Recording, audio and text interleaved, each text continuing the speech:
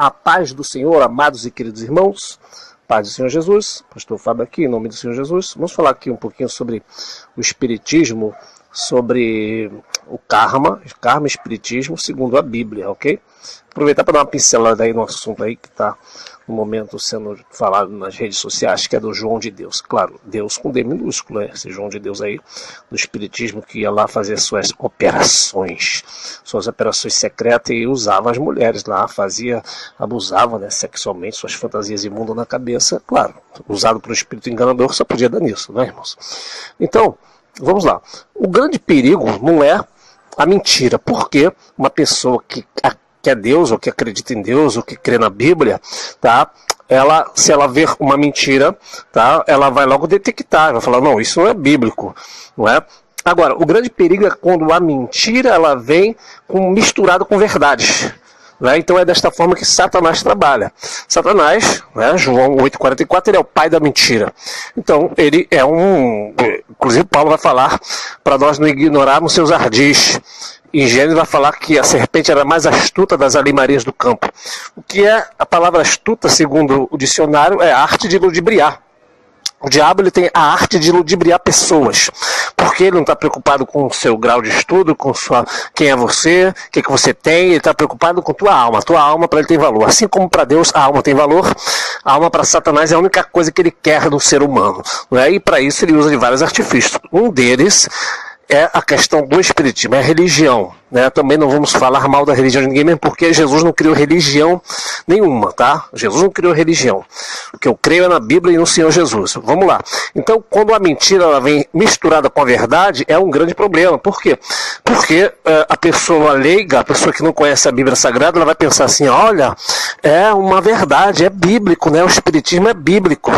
Inclusive, ontem eu estava vendo uma reportagem e ali o presidente da Federação Espírita do Brasil falou que o espiritismo segue uma norma bíblica, de que ou segue a Bíblia, né, que diz que de graça recebeste e graça dás, não cobram nada. Então a pessoa leiga no assunto, que não conhece a Bíblia, vai pensar assim, nossa, viu, minha religião ela é bíblica, ela está na Bíblia. E ali o diabo engana essas pessoas. Só que eu quero dizer para vocês o seguinte, que a Bíblia não é só um versículo não, tá? A Bíblia no Novo Testamento está cheio de versículos e muitos deles para serem obedecidos pelas pessoas que a ouvem, não é? Então, muito bem, a Bíblia vai falar, vamos começar aqui lendo, né? Hebreus 9:27 vai dizer, porque aos homens está ordenado morrerem uma só vez, vindo depois disso o juízo. Ou seja, biblicamente falando, né, já que o Espiritismo segue a Bíblia, eles deveriam falar que aos homens está ordenado morrer uma só vez, vindo depois disso o juízo. Não é? Depois da morte vem o juízo, é céu ou inferno, não vai haver várias vidas, não é? Outra prova disso é que quando aquele malfeitor morre ao lado de Jesus, Jesus vai dizer para ele, hoje estarás comigo no paraíso. Peraí, aquele homem era malfeitor até aquele momento. Se ele foi um malfeitor nesta vida, era para Jesus falar para ele, filho, hoje eu vou estar no paraíso, você está falando para eu lembrar de você quando chegar no meu reino, mas você vai precisar voltar para a terra para pagar outras vidas, pagar as coisas erradas que você fez. Mas Jesus disse, hoje estarás comigo no paraíso. Como quem diz, o sangue do Senhor Jesus te purifica de todo pecado. Ou seja, quando a pessoa crê em Jesus, o sangue de Jesus purifica de todo pecado. A Bíblia diz, conhecereis a verdade vos libertará. Se, pois, o Filho do Homem vos libertar, verdadeiramente sereis livres. Quando a pessoa crê em Jesus, ela está livre do pecado, foi pagada a culpa dela, apagados estão, perdoados estão os pecados desta pessoa. Ok? Basta ela crer no Senhor Jesus, não é? E outra coisa também interessante é que eles dizem que a pessoa vai pagar, né, aquilo que fez em outras vidas, quando o Salmo 49, verso 8, vai dizer que nenhum homem pode pagar a redenção pelo seu irmão, porque a sua redenção é caríssima, ninguém pode pagar. O que é redenção? Redenção é o resgate. Ninguém pode pagar o resgate pela salvação do homem, ok? A Bíblia vai dizer em Efésios 1 que o Senhor já pagou o resgate por nós. Seria como se um homem estivesse sequestrado e alguma outra pessoa da família recebesse uma ligação e falasse, vem aqui, paga o resgate para esta pessoa que está sequestrada. E você fosse lá pagasse, em exemplo, 1 milhão. E ali aquela pessoa estava livre do cativeiro. O sequestrador falava assim, ó, está livre porque já foi pago o preço, né? E no entanto, quando alguém da família chegasse no local, aquela pessoa que está no cativeiro dissesse, não, eu não quero sair daqui. Aí alguém da família falava, mas já foi pago o resgate. E aquela pessoa, não, mas eu quero continuar preso. Ora, seria uma coisa de louco, seria uma coisa anormal, não é isso? Pois é exatamente o que acontece com a pessoa que permanece no pecado e permanece, por exemplo, no espiritismo, porque Jesus já pagou o preço da redenção. A redenção caríssima que ninguém poderia pagar, somente Jesus pagou. E se nós continuarmos nessa linha aí de raciocínio sobre a questão do preço, né, da redenção, ou que a pessoa tem que pagar os pecados que fez na vida passada, você vai ver que Isaías 64 vai dizer que o que são nossas justiças? São como o trapo da imundícia. Mesmo que você faça caridade com uma boa coisa, dê comida para os mendigos, cuide dos pobres, faça doações, etc., isso também não pode salvar. Isaías 64 diz que toda a nossa justiça, nossas obras são como trapo de imundícia.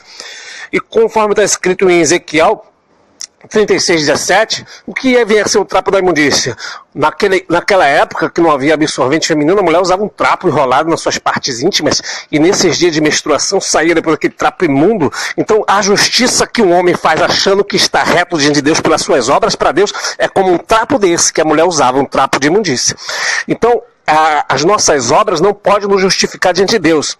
Por isso que Efésios capítulo 2, verso 8 vai dizer aquele versículo clássico, que pela graça sois salvos mediante a fé, isso não vem de vós, é um dom de Deus, não vem das obras, para que ninguém se glorie. Então, a salvação não é pelas obras, a reencarnação não existe, ok? Esse é o primeiro ponto.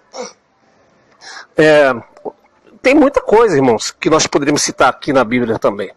Tá? Que a pessoa fala, a pessoa está vindo, né, de outras vidas, ele está no karma, pagando o preço dos pecados passados, né? E por isso ele passa por isso e tal. Irmãos, é muito fácil para o diabo enganar uma pessoa que já tem no seu coração o desejo de ficar no pecado. Por exemplo, a pessoa cheira, fuma e bebe, aí ela pensa, não, isso aqui eu estou pagando erros das vidas passadas, na próxima vida eu pago. E assim aquela pessoa, ela vai ser enganada pela sua própria concupiscência e morre e vai para o inferno sem Jesus, não é?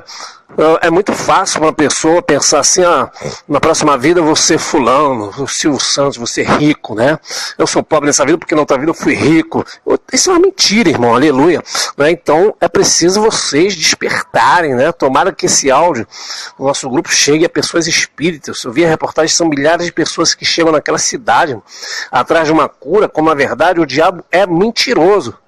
Vamos ler aqui, irmãos. Se você for na palavra de Deus, Isaías capítulo 8, verso 9 diz: quando, pois, vos disserem, consultai os que têm espíritos familiares e adivinhos, que chiureiam e murmuram, porventura não consultará o povo seu Deus a favor dos vivos, interrogar-se os mortos? O que esta palavra está falando aqui, Isaías capítulo 8, verso 9? Quando, pois, vos disserem, consultai os que têm espíritos familiares e adivinham, que chiureia, que murmura. Você já viu quando a pessoa fala com a boca assim, com os dentes assim, com dentes rangendo, não é? Estas pessoas murmuram entre os dentes. Tem espíritos familiares. O que são os espíritos familiares? Vamos lá. Uma pessoa chega no centro espírita e ali ela fala que vai falar com um ente querido, né, com um parente que já faleceu. E aquele parente já morreu, não é? Em Lucas capítulo 16 vai falar sobre o rico e Lázaro. Quando o rico está no inferno e Lázaro está no céu, o homem rico ele pede para que pudesse sair para avisar os seus irmãos que estão na terra e ia falar para ele: olha, ninguém que está aí não pode sair para cá, nem quem está no céu não pode ir para aí. Está posto um grande abismo.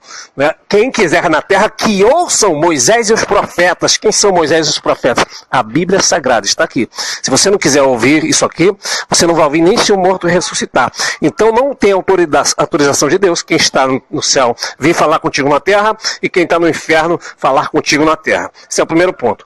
Então os espíritos familiares, na verdade, são demônios que entram nessas pessoas, né? e fala a vida daquela pessoa pro parente. Aí o parente pensa assim, nossa, é meu filho, é meu parente mesmo que está falando aqui, está falando tudo aquilo que só ele sabia e eu. É claro, irmão, que o diabo sabe o que o seu parente fazia na terra, né? O diabo acompanhou esta pessoa por 20, 30, 50 anos, 60, 80 anos na terra, não vai saber as práticas até mesmo mais ocultas, não é? Por exemplo, vai lá no quarto tal, tem um negócio tal que eu escrevi. Tá, beleza. Aí você vai lá e acha mesmo, aí você vai falar, nossa, era meu parente mesmo que falou lá no centro, porque eu achei aquele... Claro, o diabo sabe, o diabo viu ele colocar a coisa ali. Então, existem roupas que ele usava, coisas, segredos que só você, de repente o esposo, a esposa, algum parente perto sabia, que você vai pensar, nossa, e só ele sabia. Não, o diabo também sabia, porque o diabo via aquilo que ele fazia, o que ele falava, os seus pecados, o diabo sabia tudo. Então, aquele demônio, quando a pessoa desce à sepultura, vem e entra no chamado médium, né, que na verdade é um demônio, é um cavalo, que o diabo chama de cavalo, chama de aparelho, não é? A diferença entre quem serve a Deus e quem serve ao diabo é que o diabo chama a pessoa de cavalo, de aparelho, quando Jesus chama de filho de Deus, de príncipe, de princesa, se você servir a Jesus, ok? Então o diabo entra naquela pessoa que chama-se médium e aquela pessoa fala a vida da outra toda que morreu. Aí aquela pessoa que está ali ouvindo na frente pensa, nossa, realmente é ele que está ali falando na boca do meio. Não, isso são, a Bíblia chama espíritos familiares. Por que familiares? São espíritos que atuavam no antepassado, aquela pessoa morre, aquele espírito, ele não fica lá descansando, ele volta para a terra para ganhar mais almas, que eles já estão condenados, eles vão para o lago de fogo e quanto mais pessoas eles levarem, para eles é o consolo deles, é ganhar almas na terra, enganar pessoas. Então o espiritismo tem levado muitas pessoas ao inferno porque acreditam nesta mentira. Espíritos familiares murmuram entre os dentes, adivinhos. Aí o profeta ainda vai fazer uma ironia. Ué, para falar a favor dos vivos, vocês vão consultar mortos? Aleluia, como que diz? Para falar para os vivos, consulte aquele que está vivo e reina para todo sempre, que é o Senhor Jesus. Então, amados e queridos irmãos do nosso grupo aí, do WhatsApp, onde chegar esse áudio em nome do Senhor Jesus, reproduza esse áudio aí em nome de Jesus para que possa chegar a pessoas, né, que estão nos enganos das religiões. Jesus não criou religião. Jesus derramou seu sangue puro na cruz para salvar todos os pecadores.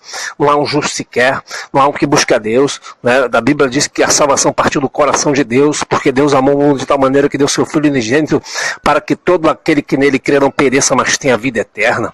Então, de forma resumida, está aí. Não há reencarnação, aleluia. O karma também não existe. Jesus quer que todos se arrependam. Às vezes a pessoa, ela fuma, bebe, cheira, aí vai no espiritismo, aí pensa, não, vou desenvolver e tal, na próxima vida eu paro. Aí o diabo fala assim, é isso mesmo, ganhei mais uma alma.